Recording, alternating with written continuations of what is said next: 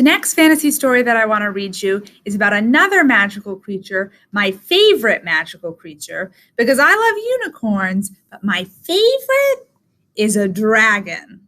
This story is called Dragon Was Terrible by Kelly DiPucchio, illustrated by Greg Pizzoli. This is a much shorter, sillier story than our last, but it is equally good.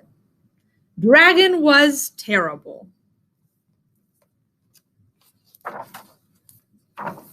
Dragon was terrible.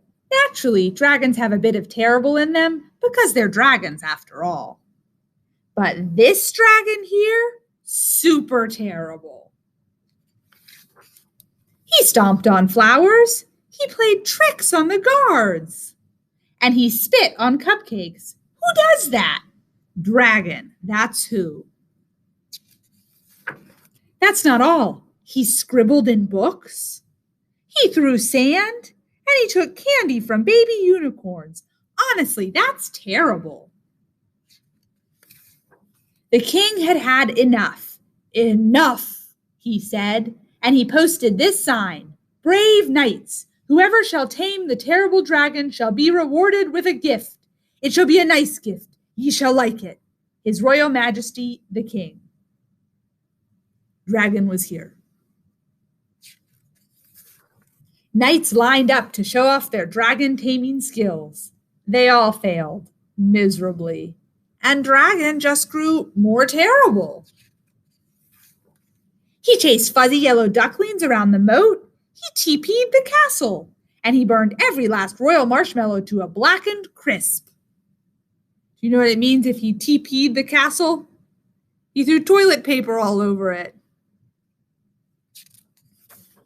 The villagers had had enough. Enough, they said, and they posted this sign: Brave people, whoever shall tame the terrible dragon shall be rewarded with a gift from the king. It shall be a nice gift, we hope. You shall like it, perhaps. His Royal Majesty the King. Dragon was here again. I don't think Dragon is worried about the sign. Ordinary blokes and lassies lined up to try their hand at taming the dragon. They all failed, embarrassingly so. And just when you thought it wasn't possible, Dragon grew even more terrible.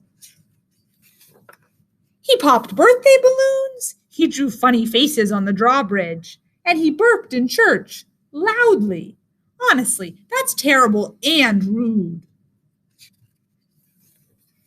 A boy wearing a feathered cap and a look of determination had had enough.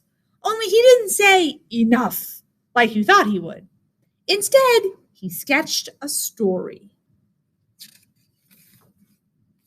The next day, Dragon followed a trail of marshmallows to a shady tree where the boy was reading. The boy spied the dragon out of the corner of his eye and began to read aloud in a booming voice.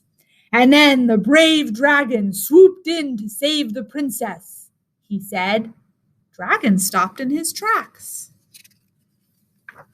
But the terrible knight pulled out his wicked sword. Dragon pretended not to listen. The brave dragon roared, and the fraidy cat knight trembled in his boots. Dragon pretended to walk away. A crowd began to gather, and Dragon took cover in a tree. The boy continued reading, page after page after page, until snap, crash! Dragon landed on the ground with a terrible thud. The crowd gasped. The dragon roared. The clever boy didn't flinch. He reached out a hand to the dragon and said, "Would you like to hear how the story ends?" And just when you thought it wasn't possible, Dragon smiled, and he took a seat beneath the tree with the other children. Honestly, that's adorable. The king cheered, the villagers cheered, the baby unicorn and fuzzy ducklings cheered the loudest of all. At long last, the terrible dragon had been tamed. The end.